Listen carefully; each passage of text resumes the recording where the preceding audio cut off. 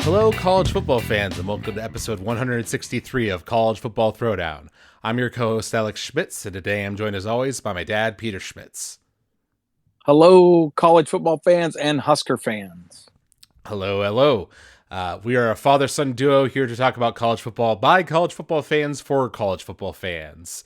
And today we'll be talking about Nebraska's loss to Maryland in college football, as well as a little bit of volleyball update and some of the craziness going on in the national world of college football, the big coaching firings, the drama over Michigan with the sign stealing, and the big games from this past week. So there's a lot to get to. Yes, there is. Craziness. Yes. And I should first apologize to our listeners. My voice is a little different. I'm still getting over a little cold I had this past week, but I'm on the upswing. All right. That's good. Yes. You got to ride that horse and get rid of it. Yes. And as every doctor orders, the best way to get over a cold is to have a cold beverage. Isn't that right, Dad? Sure. Absolutely. Whatever the doctor says. Yes. So I've got my Japanese Sapporo beer here. Gotcha. Well, and I have a Yingling beer myself here, which I just spilled. Way to go, man. Thank you. All right. Cheers. Cheers. All right. So, yes, we were hoping that we'd be here talking about Nebraska getting to 6 wins, qualifying for a bowl game. And I was the optimistic one on the previous podcast who thought we could pull out a 3-point win over Maryland. I predicted a 24-21 win. While you predicted that Maryland would score a lot on us, 38-17.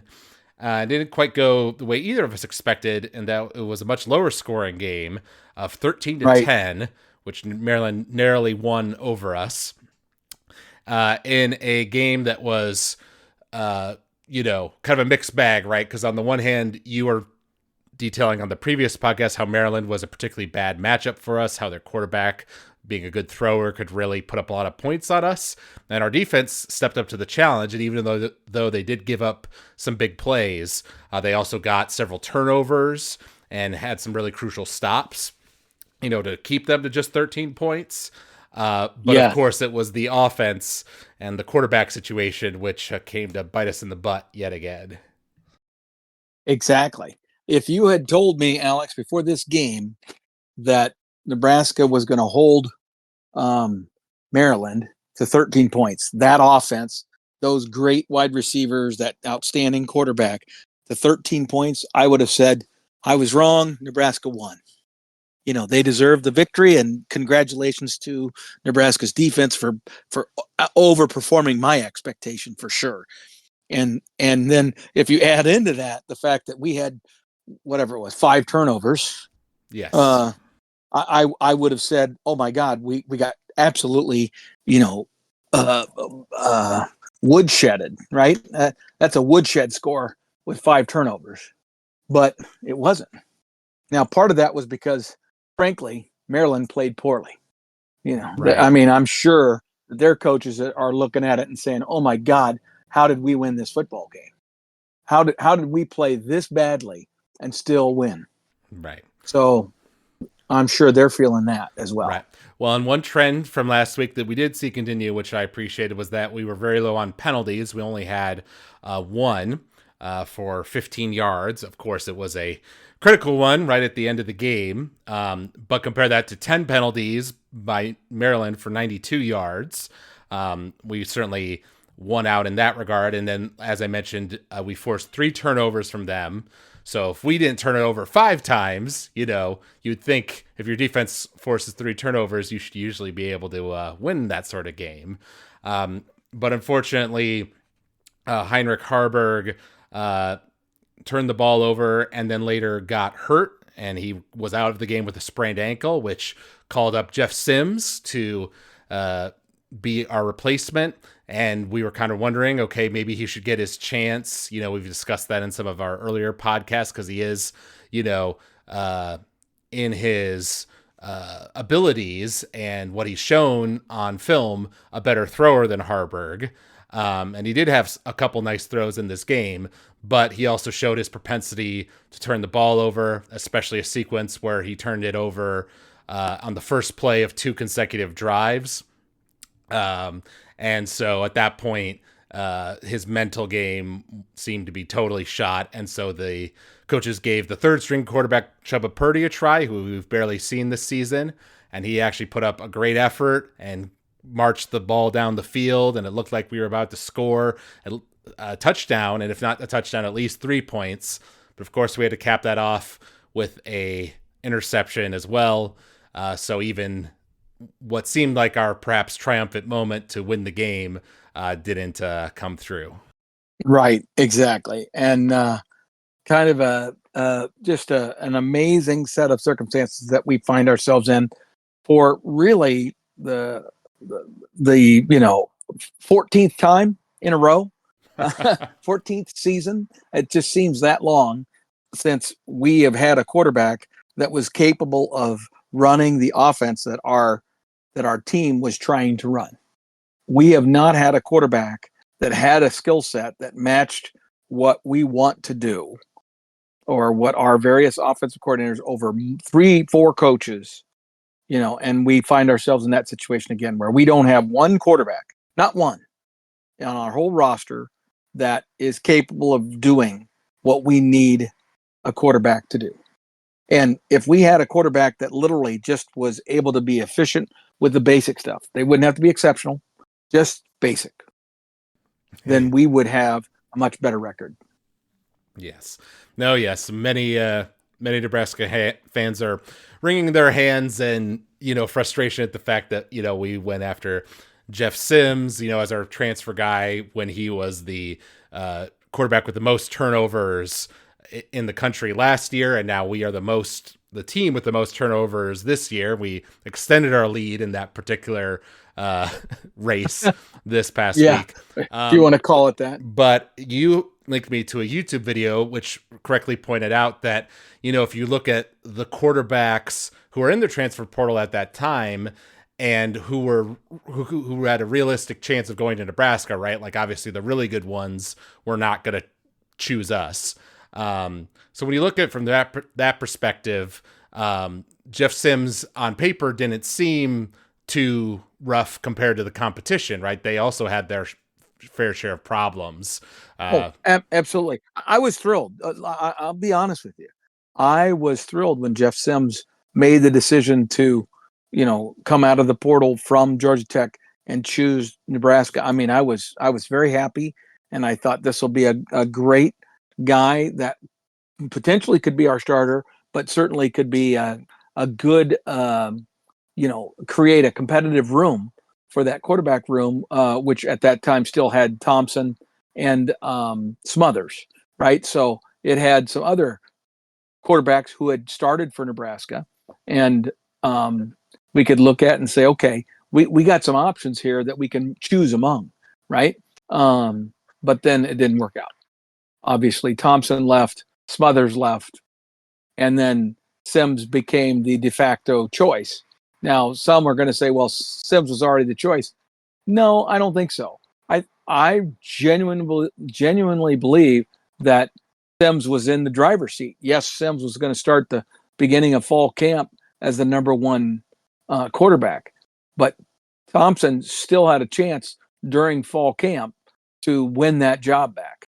Or he certainly would have been given an opportunity fairly early in the season after what transpired with Sims, right? So it's just, I think this is like a microcosm. It's a photographic history of why you choose to stay rather than all this transferring crap.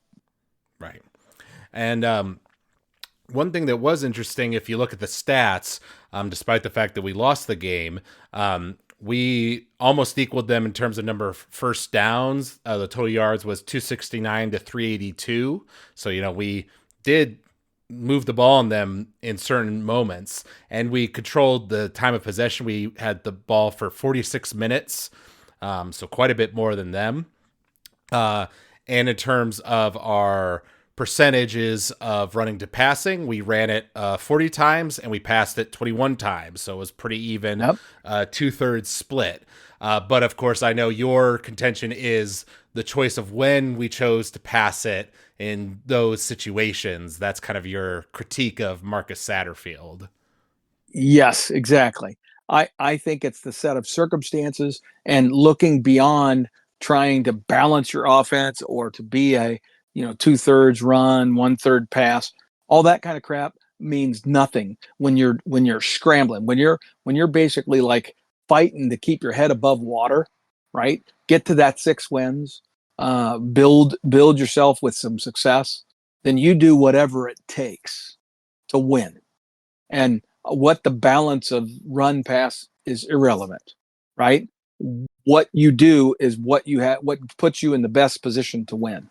And my criticism, and the video I sent you was a good summary because it was an optimistic summary, and it recognizes that, hey, Coach Rule, although he doesn't want to sacrifice this season, he's he is a process guy. He's all about the process that he's trying to establish and get these guys, the entire team, all the different positions on the team, positioned and ready to embrace the grind that it will take for them all to get better. And we're a young football team, but it's just got to be frustrating for the players and the coaches to be this close and look back and realize there are 3 games, maybe 4, this season that we lost. That if we had just had basic quarterback play, we probably win. But we Right. don't have that guy. We just don't have that guy. Yep. Yep. And Rule stood by his man Satterfield in his press He conference did. later on and said, if you're upset with Satterfield, if you're upset with the 3rd down throw call that led to that interception by Chuba Purdy near the end of the game, you can blame me. I thought it was a good play call, just badly executed. So he's sticking with, the play calling that we saw in this game. Now that we've seen, though, that you turn the ball over 5 times and that Harburg is hurt, and we know that Jeff Sims and Chuba Purdy are getting equal time in practice this week. They're not sure exactly who's going to be the starting quarterback. So maybe, they do change up their offense as we go into this Wisconsin game and go for something more conservative that is specifically focused on not turning the ball over. Because if we didn't turn over 5 times against Maryland, we would have won that game. Absolutely. Our defense is playing good enough that we would have gotten it Our, done. our defense, our defense surprised me with how well they played.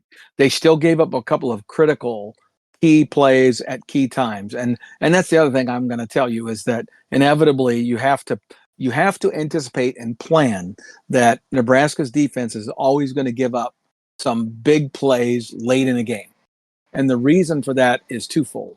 One, we're a very aggressive team. That's the nature of the 3-3-5.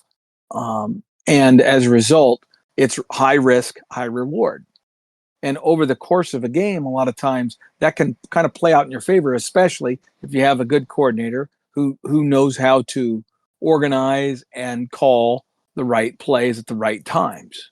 But at some point, especially as the game progresses, the other team gets a sense of what he's doing, what his rhythm is, what he's trying to accomplish, and then they're able to say, okay, if we do this or if we line up this way, he's likely to do this based on the situation. And as a result, we're going to call this play instead of that play, and it's going to be open. And you know what? Inevitably that happens, especially when you consider, okay, I might be in a position where I no longer have to worry about 3 downs. I now have 4 downs because I'm not punting. I'm going for the win. It's late in the game. I'm going for the win. And when you're in that situation, the defense has to be different. It has to be able to line up and just physically shut somebody down. And we're not that team. Our defense is composed of athletes who are being targeted in various blitzes and twists and things like that that accomplish the great goals that we have. I mean, we are one of the top, in terms of actual number of touchdowns scored, we're in the top 6 or 7 in the whole NCAA. Right. Well, part of that is because the Big Ten West is not a great league this year. It's atrocious. Yeah. But and to your point, we actually did stop Maryland twice on 4th downs. They went for it twice, and we stopped them both times. Yes. So, I mean, bottom line is, I've got to give great credit to our defense. They have found a way. Coach White has just done some amazing things, and I'm really, really pleased with what they've done. And I respect Coach Rule so much for how he's approaching this. It's just really hard for Nebraska fans who are so desperate, and I mean desperate, to get to 6 wins, for him to compromise that opportunity. And he did, because like he said, it was his call. It was ultimately that decision on that 3rd down. He could have vetoed that decision. I guarantee he was on the headset. He was involved in that decision, and he chose to pass that. Now, Nebraska fans will second guess him almost all the way out to the door, right? Because it's like, how can you be that stupid, right? Now, of course, that's being viewed from a hindsight 2020 type of thing, right? But and so I have great admiration for Coach Rule and his willingness to stay committed to his process. Right. But that doesn't mean I can't be angry with him and his coaching staff. I'm not angry with the players. I'm angry with the coaching staff for making those choices, for putting them in those situations. Right. Now, focusing on the upcoming game against Wisconsin, it is an away game for us. However, Wisconsin is in a similar situation to us in several ways. Their offense is very beat up. They're on a 3-game losing streak currently. They played at home against Northwestern last week and lost 24-10. And it was an ugly game. It was actually 24-3 for basically the entire second half. Northwestern didn't score any more points and were being pretty conservative. And then Wisconsin couldn't get anything going either until the very last drive of the game, where within the last 10 seconds, they scored a touchdown to make it 10 points. But I, just from watching the highlights, you could hear the silence in that stadium. It was empty. Well, I'm sure it was by the end. Every stadium leaves, but I'm telling you what, the Wisconsin fans, they departed that stadium before the game was over. It was amazing how empty that stadium was. Right. And of course, they're in the first year of a new head coach as well, with Luke Fickell on their staff, and it's not going great for them. So I think this is a hard game for us to win. Like we said, we've made it harder on ourselves by not beating Michigan State to get to 6 wins. But Wisconsin or Maryland. But Wisconsin is doable, and I think it's critical that we score early, that we go up early, because we've talked about Nebraska being China dolls, and the fans being really tense in the stadium and things like that. Well, I think the same applies to Wisconsin with their current situation. So if we can manage to go up early, do some good things early, then I think we could ride that momentum, and Wisconsin might fall apart, kind of like they did in this Northwestern game. So I think that's our best bet for pulling out the W in this game. And personally, I'm hoping that Chubba Purdy is the guy coming out to start the game. I know he's young and he doesn't have a lot of experience, but I've seen enough of Jeff Sims at this point. I'm sure he's a nice guy, but I don't trust him as a quarterback. So I'd rather see the guy who showed flashes of great talent in the previous game. Okay.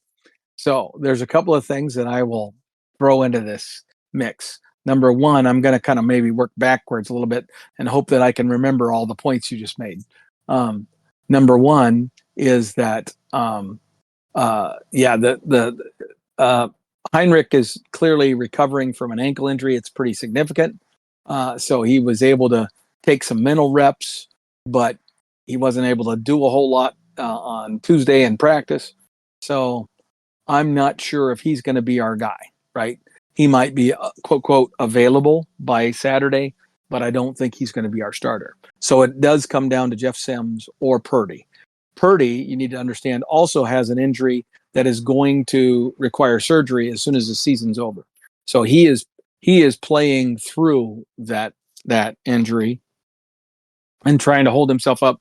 And even as early as recently as Monday, Coach Rule said he's banged up. Now, I find it hard to believe that a guy who hasn't played hardly all season, so just practice, has basically been banged up most of the season. Right. And he played in this past game, basically about a drive and a half, and in doing so got banged up again. So whatever this injury is, I don't think he's going to last. Right. So the reality is that if they want to start Purdy, they have to start Purdy with the full and complete knowledge that it is unlikely he's going to make it through the game. So if that's the case, I almost think, no, they're not going to do that. They're going to go with the only guy that's healthy, which is Sims, right? And they're just going to have to just keep coaching him, keep trying to instill confidence in him, and then we'll see what the results are on this weekend. Now, the thing with him is, again, this gets back to the offensive coordinator and his choice of plays. There are things you can do when you have a fragile quarterback that will help that quarterback be successful and build some confidence over time with some simple throws, with some nice counter action, play action passes, some simple square and routes to tight ends, little out patterns on a rollout, simple stuff to achieve a passing game of sorts, right? And now it's not going to be big, but it's going to be some real nice stuff, right?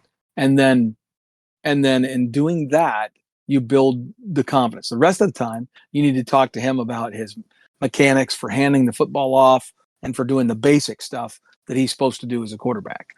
Get the play conveyed and get out of the huddle and get to the line on time so you're not having to call timeouts. All those kinds of things that a quarterback has to do well. And that's what I have to look for from Sims. So my prediction is Sims is our quarterback to start the game.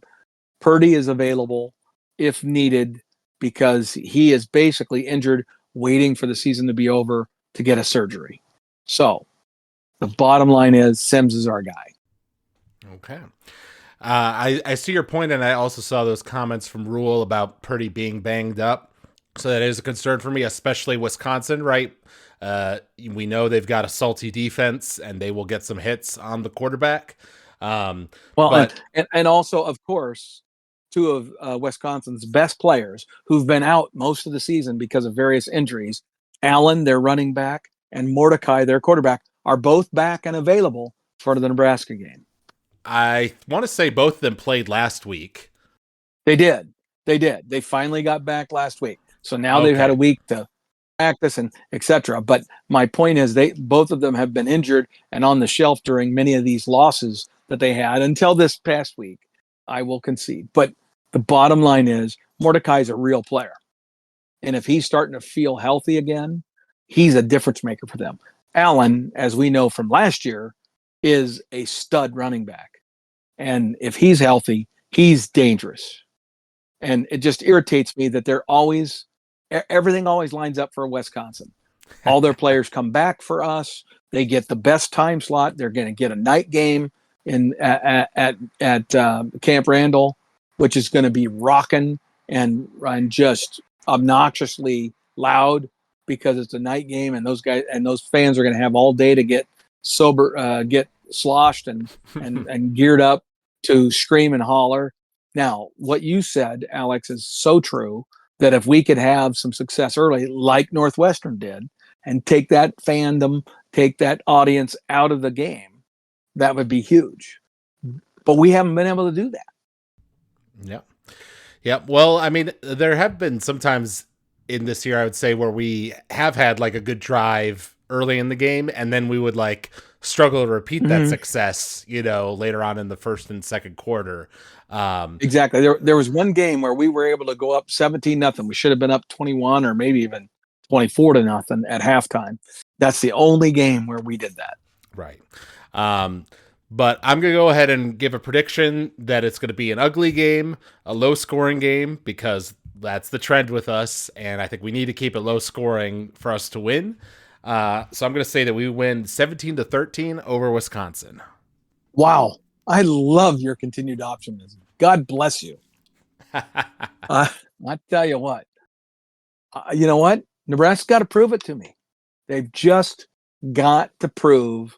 And I feel so terrible because that defense is exceptional. Our defense is really good. It's one of the better ones in the Big Ten. And that's saying something, man. But our special teams are questionable. And our quarterbacks are an abject failure. And we even have a running back. That I tell you, Johnson has really emerged as a talent for us at running back. And our offensive line had one of the best games that they've had all year last week. That's true. The offensive line played pretty well, and They I agree really with you. did. Johnson, especially on the last drive, he had some great runs that Yeah. kept extending the play out further, to get some extra yards, which you like to see. Absolutely. I don't dispute you on special teams. I would say that we're like average on special teams. We're not, I think, special, but in this past game, we pulled off a fake punt to get a first down that was very well executed. And we made our field goals that we needed to make in that game, that we went for. But any time when we really need a good punt, we get the opposite. Okay. That has been our history. No, I'm serious. That is our history. When the chips are down and we need a field goal, and when the chips are down and we need a good punt, our specialists fail us. Right. And that's the key is, do you have a specialist who can handle the pressure? And right now we don't. Okay. We don't. I'll agree with you on the punter. Both the field goal kicker, right? There was just a few games ago, right? He kicked a 50+ yarder. I understand. But I'm talking about when the game's on the line, can he do that? Because when he's been in that situation, he has failed. Right. Well, I would have to look back. I don't think there was a game-winning field goal situation this year. But when you knew these 3 points were super critical, they were like the difference between us staying within striking distance of a team that we were behind, or needing positive momentum just to get 3 points out of a drive so that we could start building some positive momentum. And boom, nope, doesn't happen. No. Now, if it's a kick where we're already in the lead and we're extending our lead, it goes well. Okay. So my point is, until we prove that shit, we don't have it. Okay. And so I need to see that before I can feel good about saying this is what I can expect from Nebraska. Now, I'm here to tell you again, I think we've made positive progress within our special teams. I like a lot of what we're doing. I do.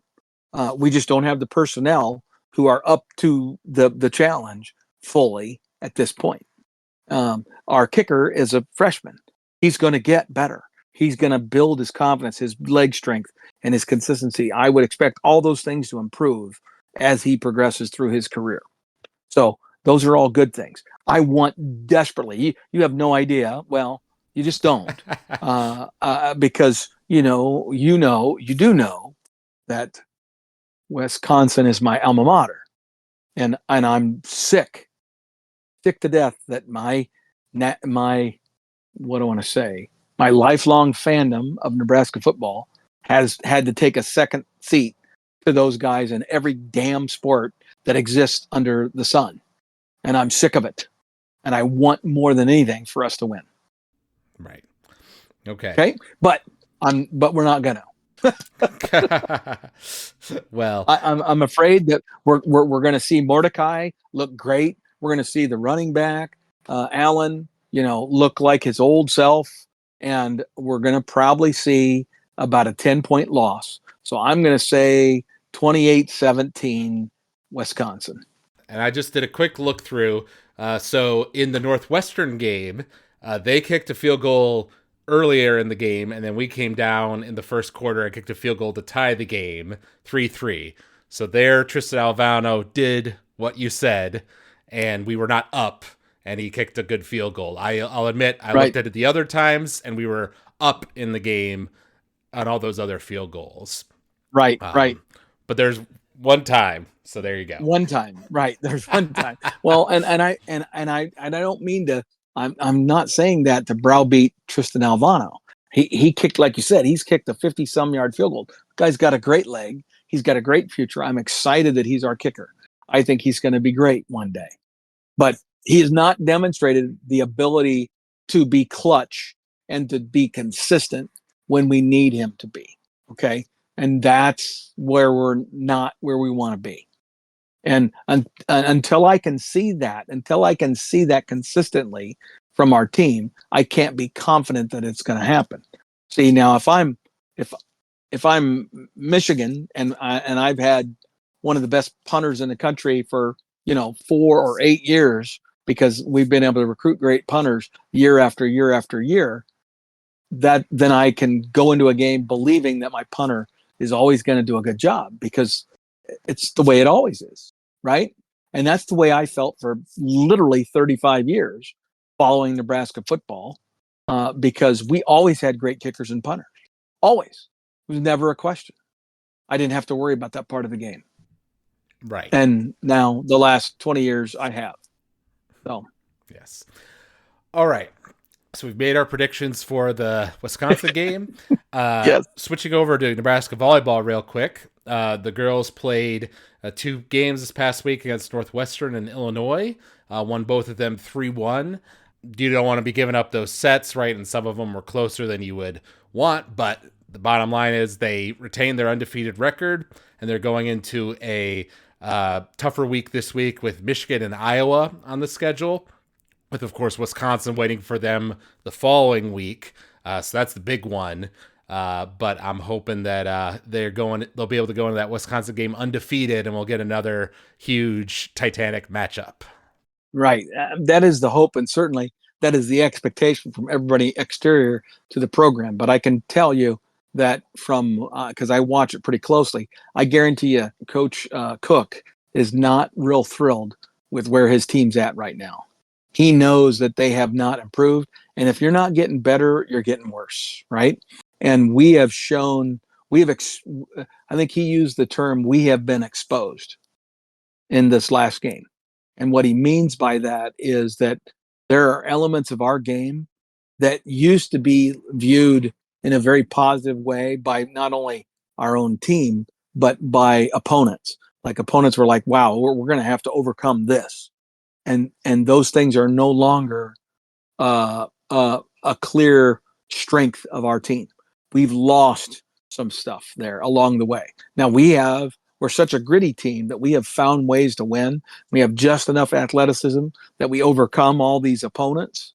But Coach Cook is trying to get those players to not play to the team across the net, but to play to a standard, to a Nebraska standard, and try to elevate themselves to that next level of talent so that they could then make a run, right, in the tournament.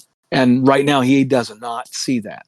So it's a great situation that we have, because we played on Sunday and now we have until Friday. There's no game in the middle of the week, and it's a home game on Friday.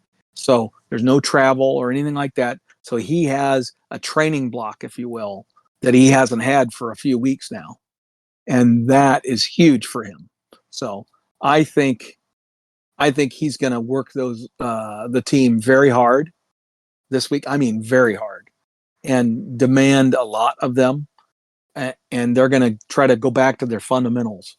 So I'm really curious to see what Friday looks like, because this is a Michigan team that we're playing on Friday that is way better than the team we played. We played Michigan at Michigan earlier in the year, and there was a couple of players that weren't available at that time that have now become available and have played, and they are much better, and they're much more organized, and that team is playing way better volleyball than they were earlier in the year.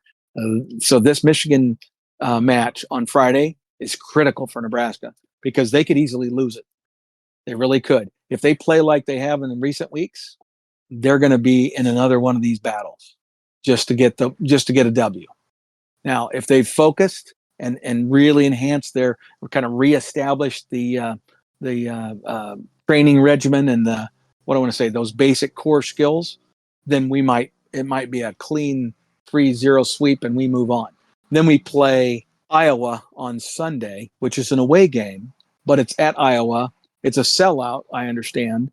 And I bet that suggests there's going to be quite a few Nebraskans there because that's the closest, location to Nebraska that we have. So I still suspect a pretty good Nebraska representation there in Iowa City. And Iowa is truly the worst team in the Big Ten. So we can beat them probably with a B type of performance. But Michigan, that's a real competitor there. And we better be ready. Yes. Well, and on the topic of Michigan, now switching back to football and specifically the national world of college football, the Jim Harbaugh, Michigan sign stealing situation finally had some concrete movement this past week, and that the Big Ten officially disciplined Michigan for its actions and suspended Jim Harbaugh, the head coach, from being on the field coaching in their final few games of the regular season. And of course, the Michigan University opposes this, immediately filed a lawsuit. I believe that it's being argued on this coming Friday. But Jim Harbaugh was not on the field for their past game against Penn State. And of course, the big one is the Ohio State game coming up next week. So that's probably the one they care about. But I know your perspective is that this is a pretty weak punishment, and the Michigan fans are kind of overreacting, and the NCAA is doing a deeper investigation that will probably lay out a further punishment down the line. Exactly.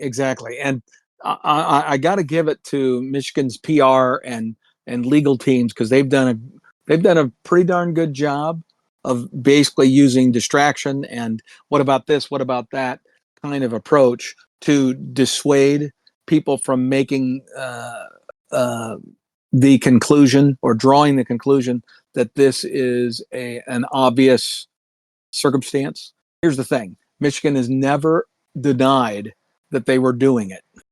Okay, their denials are that Jim Harbaugh didn't know that exactly what this guy was doing, and the other denial is that, hey, everybody sign steals. Okay, and here's another example. And what about this example? And we've found these people who've stepped forward and claim this and blah blah blah. So they've muddied the waters with all of these other speculations and accusations that this is a very common thing. Though in the Big Ten statement, they flatly refuted that, basically saying you don't provide any specific evidence for people stealing your signs, and even if that is true, it doesn't permiss your actions, basically. Exactly. And the thing is, and people who are saying, oh, the commissioner overstepped his bounds, he's really screwed up here. I don't think so. If I want to be critical of the commissioner, I would be critical that the punishment that he gave them was way too weak. It's a joke. He's been suspended on game day for 3 weeks. Now, if you understand the number of decisions and the involvement that the coach has every day of the week with all the things that he has to decide, the meetings that he's in with all the different groups, right? He oversees and he puts his head in with the coordinators, offensive coordinator, the defensive coordinator. He'll check in with the linebackers coach. He'll check in with the tight ends coach. He's doing all of that every day. He's the one organizing and planning the practice plan for every single day. He's dealing with all the media. He's dealing with all the other various things. The only time that he's suspended is on game day. Okay? Well, not dramatically reduce the role of the head coach on game day, but his job is to, get his team prepared, and that happens Monday through Friday.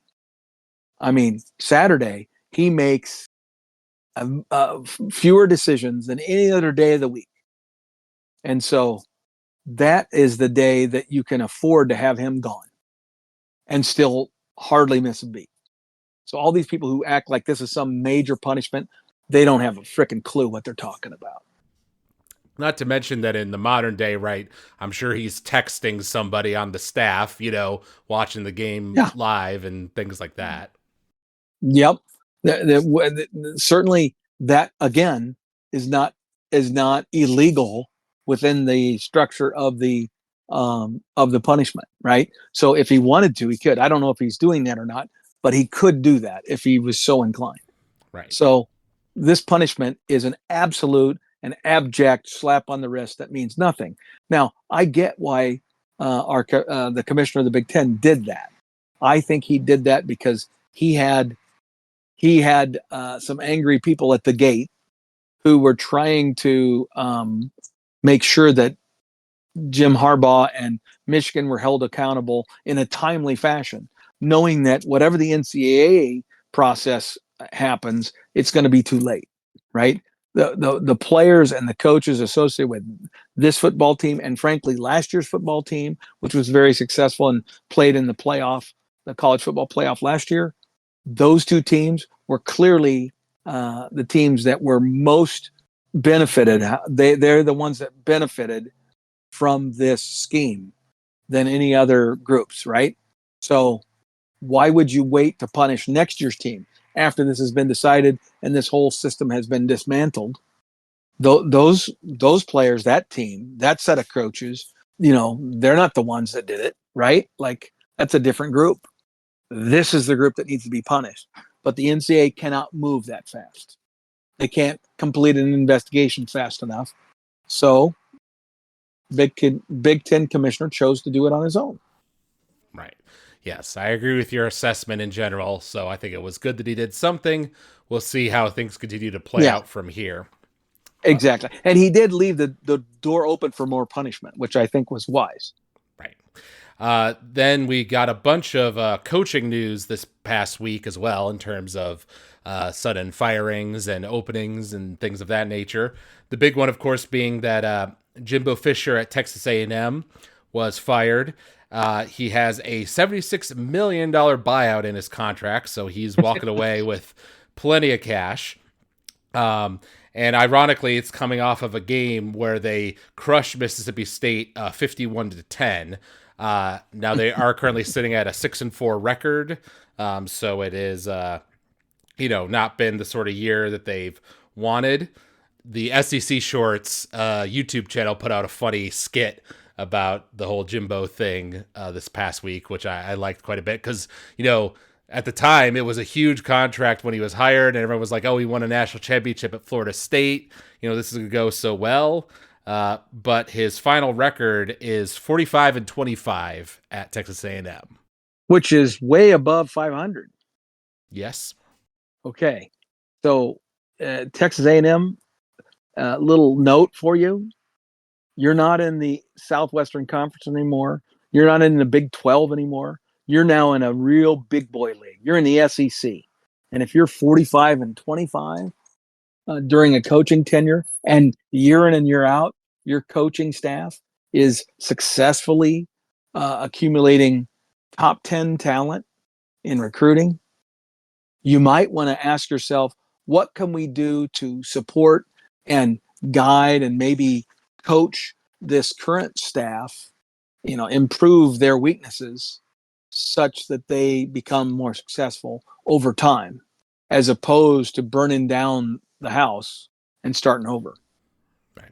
Admittedly, it is year 6 of the Jimbo Fisher tenure, so they have given him some time, and it's been kind of like 9 and 8 win type seasons. What did Nebraska just go through? I know, and well, last season in 2022 was a 5-7 year, so that was his worst one. Well, right, but my point is that Scott Frost was never above 500. We never went to a bowl game, right? And how many years did we give Scott? Right. Well, but You follow me? I mean, yes. it's crazy. It's crazy that A&M in this situation, given that they are in the same division as Alabama, Auburn, and I believe Tennessee. Oh yeah. So those guys, I'm sorry. You know what? Your expectations are out of whack. Okay, you got to let Jimbo keep doing his thing. Now, does that mean that Jimbo Fisher doesn't have any pressure on him? No.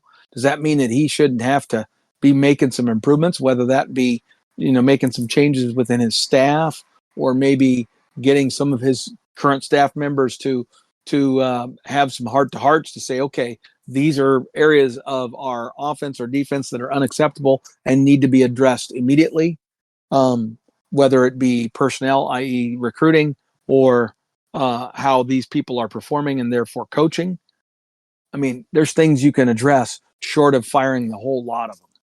And they chose to do that, which A&M has a tendency to do, as does Auburn. Right. Well, and the rumor that I saw at least was that some boosters finally got enough money together basically to pay for Jimbo's enormous buyout, the buyout for his staff, and then also money to hire a new coach. Right. So, I'm sure the disgruntled rich folks associated with Texas A&M have been working on that for quite some time because it's an enormous amount of money. Yeah. But again, who do they think? What do they think they're going to do that's going to be better? Versus just staying with Jimbo and figuring out how they can support him and help him become a better coach. If you find out that he doesn't really want to change, he doesn't want to be a better coach, he's not receptive to their offer. Okay, if that were true behind closed doors, and I don't know that, and we'll never know that, then maybe this has been the right decision. If Jimbo was resistant to the fact that he should be criticized. Right. It's one of the things I love about Matt Rule. He embraces, you have a right to be mad at me. You have a right to criticize me. It's okay. I get it. Yes, it's a good stance to come from. And then, of course, the Mississippi State coach, who was the team that Texas A&M beat this past week, they also fired their coach named Zach Arnett. This was his first year. They're currently 4-6. His first year. Yes, taking over, of course, from Mike Leach after his unfortunate passing last year. Yes. And then San Diego State coach Brady Hoke announced that he will be leaving at the end of the season, so not a firing per se, more of a retirement. So those are two kind of other head coach openings that have come into the news this week. Right. And as we talked a little bit offline, our defensive coordinator spent a number of years there at San Diego State, has a great affinity for that as a Californian. And so that's a program that he has lots of ties to. And so it's a little scary because I think if he got a head coaching opportunity, that might be hard for him to turn down. Right. I did see people making the point that in terms of money, they wouldn't necessarily be offering him a lot more than he's currently getting at Nebraska, or could negotiate, with how well he's done this year. So if he's kind of looking for a bigger head coaching job to get a bigger raise, then that's not necessarily the one. But if he's just looking for experience at a place he's familiar with, then it might be a problem for us. Exactly. So we'll see. And I'm hopeful that Coach White is going to look at the environment he's enjoyed in Lincoln and say, man, I love what I'm experiencing here. I love these players. I want to see this through. Yes. And then two other quick coaching notes. Penn State fired their offensive coordinator, Mike Urick, after their loss to Michigan this past week. And then UCLA, it's not confirmed, but it's rumored. Reports came out today that they may be firing Chip Kelly after UCLA's game against USC this next week. That piece of news just flabbergasts me. If they do that, I think they're just foolish. And not that it's a guarantee that Chip Kelly's going to be an enormous success, going forward in the Big Ten, but for them to disrupt and start with a new coach and go through that whole reset when you have a coach that's been winning, 6, 7, 8 games a year. He's stumbling a little bit this year, has a few close losses and things, in a conference that, frankly, early in the season, the Pac-12 had like 7 teams that were ranked in the top 25. It was a ridiculous number, right? So there was a bunch of teams that were doing very well in their non-conference games, and then and as a result, they showed that the Pac-12 had some really talented teams this year. So the fact that UCLA's 6-4, it shouldn't be a shock. Right. Now, I will say, from what I saw in comments online, apparently Chip Kelly is not a fan of modern recruiting. And so there were a lot of critiques from him in that direction.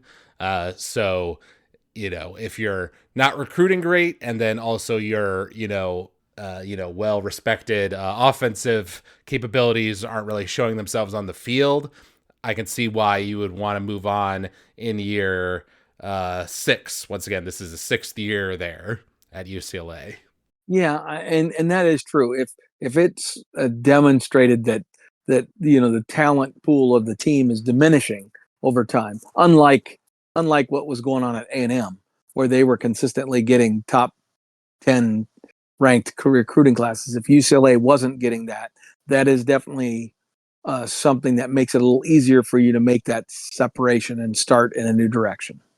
Right. All right, now we're going to dive quickly into the games from Week 11 of college football and what went on in them.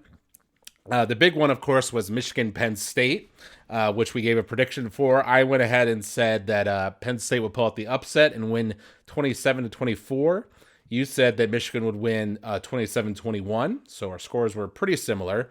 And it was a low-scoring game, 24-15, where Michigan beat Penn State at home.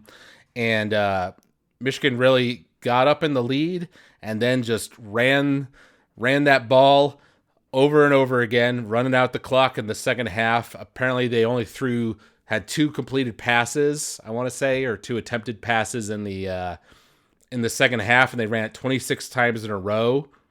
Penn State had 1 turnover, so that was one factor in the game, but more so is just Michigan's dominance on the defense, really slowing down Penn State's offense, which is why their offensive coordinator obviously was fired. And actually both teams scored a late touchdown.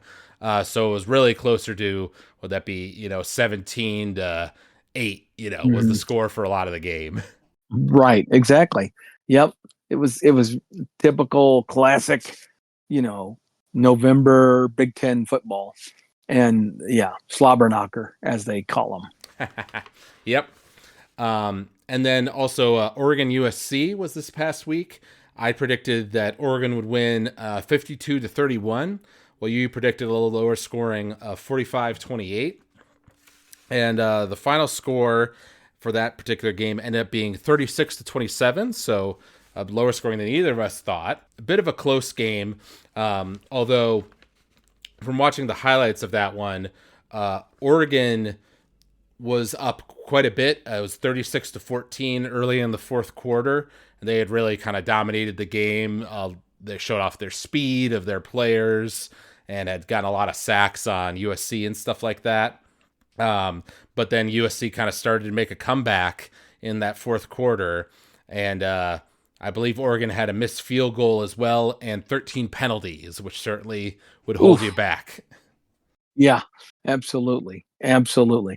Well, and that'll come back to bite you. They just got lucky that didn't bite them in this particular occasion. But that's a tough deal. And now Oregon and USC still have one more tough game, I think, in their last 2 weeks here, both of those schools, if I remember correctly. And but that's some tough deals for USC, because they have been on a free fall. Right. I want to say USC, they have UCLA, and that's it, actually. Their last game is UCLA. Oh, they only have one game left. Wow. Yes. Okay. So they must have a bye week this week then. And then Oregon has Arizona State and then Oregon State, which is a very good Oregon State team this year. Right. So yeah, they do have one tough game left, I would say. And there were some other big games. Georgia had a game, top 10 game against Ole Miss this past week, and they crushed them 52-17. I didn't actually watch the highlights for that one just because I assumed it was a beatdown. It was, but actually, early on in the game, Ole Miss was hanging in there and looked like they were going to, but you could tell right away that it was going to be a score fest. And then by midway through the second quarter, you realized Ole Miss is never going to stop this team. Like they're going to score every time they have it. So Ole Miss is going to have to score every time if they hope to keep up, and they couldn't because Georgia defense was too good, and it just spiraled out of control. Yeah.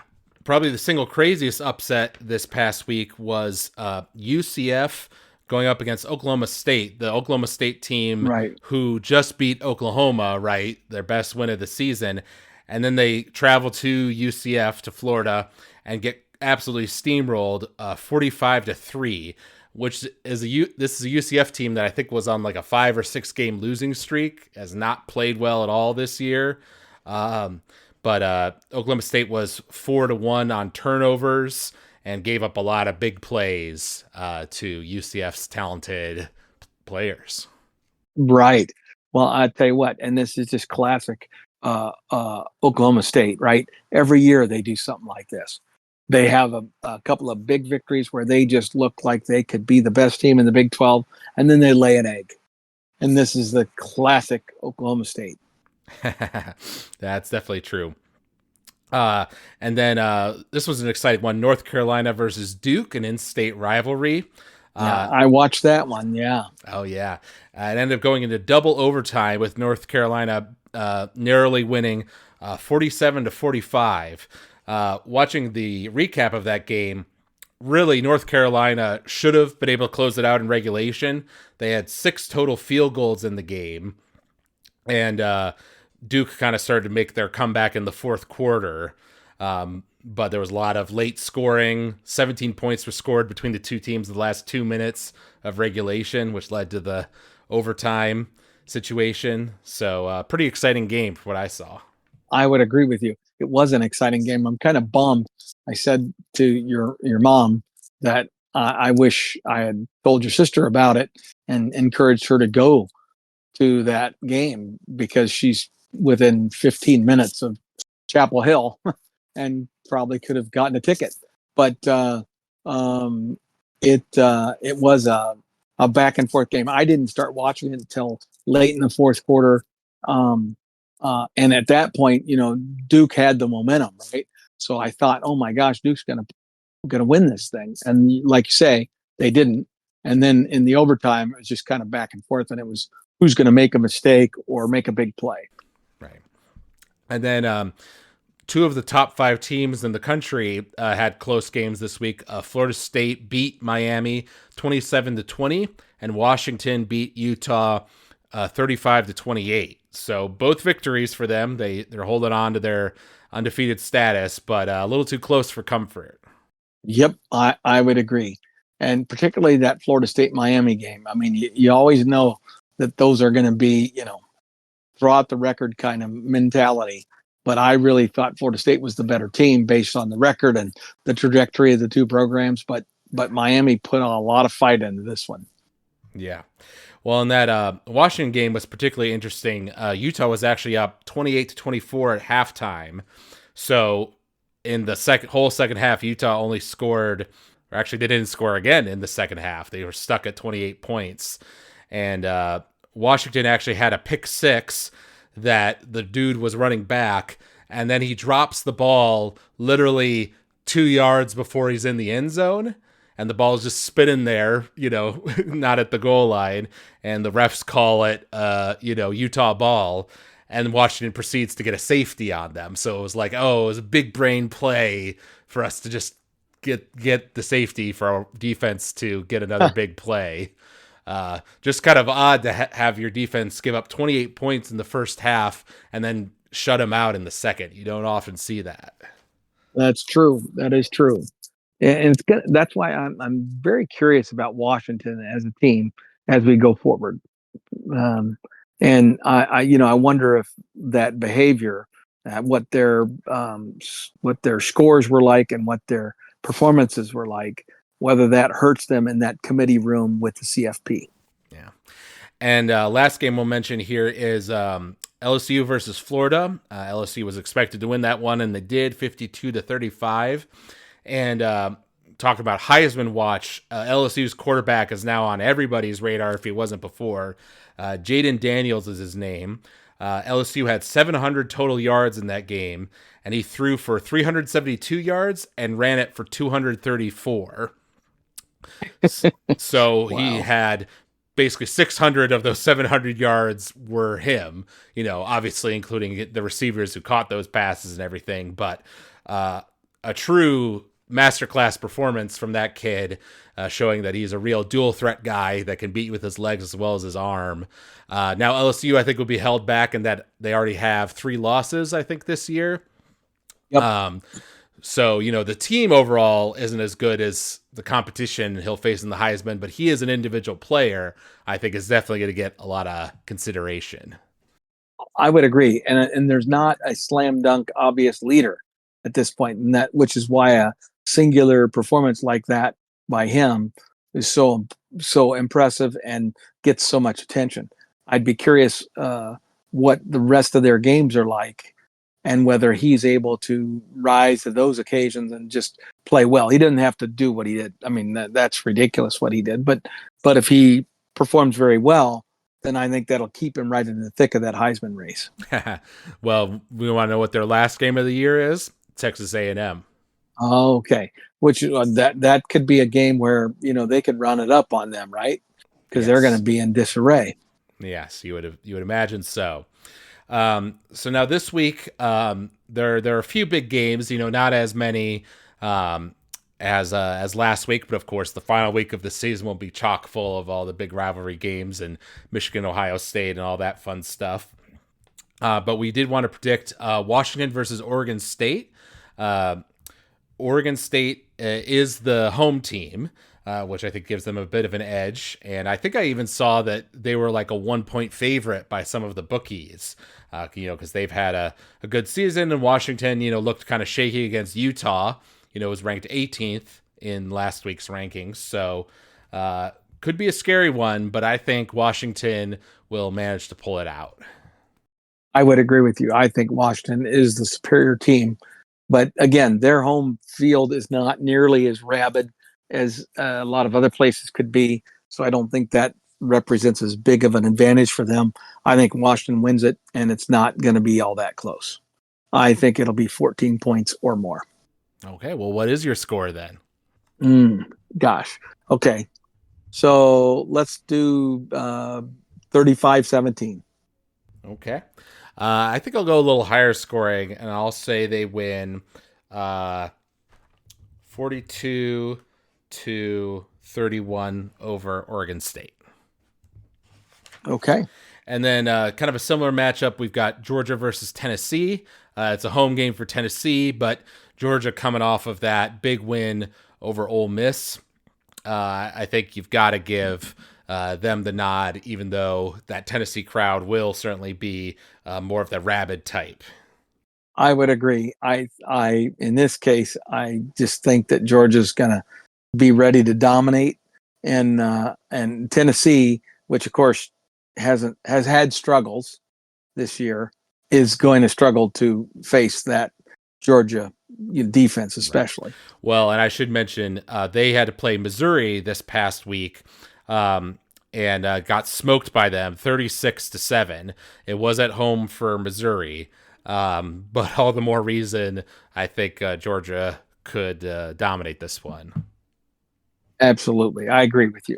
Yeah, so I'll say that Georgia wins, and let's say it is 38-14. Okay, that's a good score. I'm going to say something similar, but maybe go just a little bit higher. I'm going to go 45 Georgia to 17. I like that. And then we'll quickly mention the college football playoff rankings here. They just came out earlier today as we're recording this podcast. And there was one big shakeup in that Georgia is now the number one team in the rankings over Ohio State. Ohio State did beat Michigan State very soundly this week, but Michigan State is not a very good team, so I think it's fair that they value that Ole Miss win more for Georgia. But I think if Ohio State beats Michigan, then they will be probably back on top. Yep, I would agree with you on that one as well. Yeah. Wow, we're agreeing on a bunch of stuff. I did see an interesting post. It was, the rest of the top rankings remain the same. It's that Michigan 3, Florida State 4, Washington 5. This person was arguing that Washington should be above Florida State, even though they've kind of had some closer games maybe than Florida State, but they've played a tougher schedule, which I sympathize with. Yeah, I would agree with them on that. Yep. Florida State really hasn't, because the ACC has been kind of down this year. They didn't play anybody significant in their non-conference. Florida State finds themselves in a situation where they're not getting any respect, and rightfully so. Yeah. And Missouri is now number 9 as an 8-2 team. So probably first time Missouri has been in the top 10 in quite a while for their football program.